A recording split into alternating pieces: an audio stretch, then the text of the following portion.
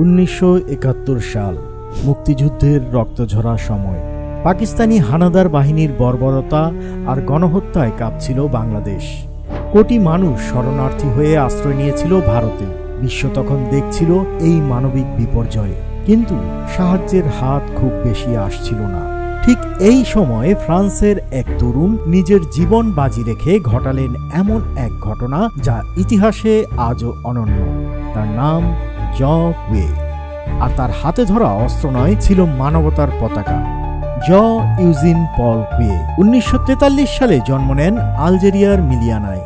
তার বাবা ছিলেন সেনাবাহিনীতে, তিনিও ছিলেন ফরাসি সেনাবাহিনীর সদস্য। কিন্তু যুদ্ধক্ষেত্রের নিষ্ঠুরতা কাছ থেকে দেখে তিনি বুঝেছিলেন মানুষের প্রকৃত শত্রু হল যুদ্ধ নিজেই। চাকরি ছেড়ে তিনি নিজেকে উৎসর্গ করেন মানব সেবায়। ইয়েমেন, নাইজেরিয়া, বিভিন্ন যুদ্ধবিধ্বস্ত অঞ্চলে তিনি ছুটে যান অসহায় মানুষের পাশে দাঁড়াতে। 1971 সালে বাংলাদেশে চলছিল মুক্তিযুদ্ধ।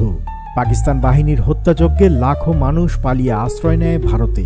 সেই শরণার্থীদের দুর্দশা জানতে পেরে জন কুয়ে চুপ করে থাকতে পারলেন না। তিনি জানতেন একজন মানুষের পক্ষেও ইতিহাসে পরিবর্তন আনা সম্ভব, আর সেই ভাবনা থেকে তিনি নিলেন এক অকল্পনীয় সিদ্ধান্ত, একটি বিমান ছিনতাই করবেন। তবে এটি ছিল না কোনো সন্ত্রাসী হামলা, বরং মানবিক দাবির জন্য এক নাটকীয় পদক্ষেপ।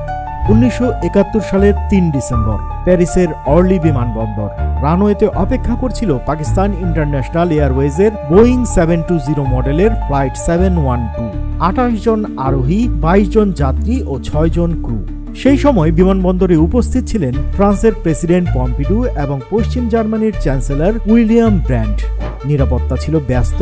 সেই সুযোগে মাত্র 28 বছর বয়সী জন কুয়ে 9 মিলিমিটার রিভলভার হাতে ককপিটে ঢুকে পড়েন।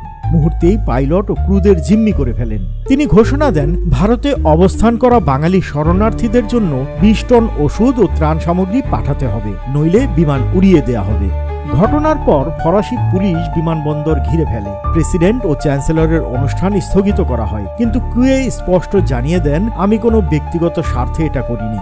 আমি চাই বাঙালি শরণার্থীদের জন্য ওষুধ ও ত্রাণ সামগ্রী পাঠানো হোক। ফরাসি সরকার আলোচনা শুরু করে। রেড ক্রসের সহায়তায় 1 টন ওষুধ এনে বিমানে তোলা হয় এবং বাকি ত্রাণ পাঠানোর প্রতিশ্রুতি দেয়া হয়। কুয়ে প্রায় 6 ঘন্টা বিমান নিজের নিয়ন্ত্রণে রাখেন। অবশেষে ফরাসি কমান্ডো বাহিনী ও ছদ্মবেশী পুলিশ সদস্যরা একটি পরিকল্পনা নেয়। ওষুধ বোঝাই ট্রাক নিয়ে তারা বিমানে প্রবেশ করে। পেনিসিলিন রাখার অজুহাতে তারা কুয়ের কাছে ঢোকার সুযোগ পায়। হঠাৎ এক ধস্তাধস্তিতে তাকে আটক করে ফেলে ফরাসি বাহিনী। কিন্তু এই অভিযানের পুরো সময় জন কুয়ে কোনো যাত্রী বা ক্রুদের ক্ষতি করেননি। এমনকি যাত্রীরাও পরে স্বীকার করেন তিনি অত্যন্ত ভদ্র আচরণ করেছিলেন।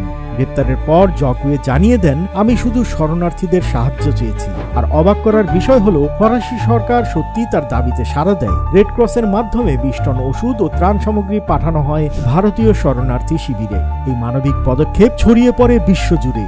জন কুয়েকে 5 বছরের কারাদণ্ড দেয়া হয়, কিন্তু আন্তর্জাতিক মানবাধিকার সংগঠনগুলোর চাপে মাত্র 2 বছর পরেই তাকে মুক্তি দেয়া হয়। এরপর তিনি সারা জীবন মানবিক কাজে নিজেকে উৎসর্গ করে যান। 2012 সালে তিনি মৃত্যুবরণ করেন, কিন্তু তার এই পদক্ষেপ বাংলাদেশিদের হৃদয়ে আজও বেঁচে আছে। একজন বিদেশী হয়েও তিনি প্রমাণ করেছিলেন মানবতার কোনো সীমানা নেই। 1971-এর মহান মুক্তিযুদ্ধ শুধু বাংলাদেশের নয়, এটা ছিল বিশ্ব মানবতারও পরীক্ষা। আর সেই পরীক্ষায় জন কুয়ে হয়ে উঠেছিলেন এক উজ্জ্বল আলোকবর্তিকা, বাংলাদেশের বন্ধু। ভিডিওটি ভালো লাগলে লাইক, কমেন্ট ও শেয়ার করুন। আর এমনই অজানা ইতিহাস ও অনুপ্রেরণার গল্প জানতে সাবস্ক্রাইব করুন মেঘনা বার্তা। দেশ ও দশের কথা বলে।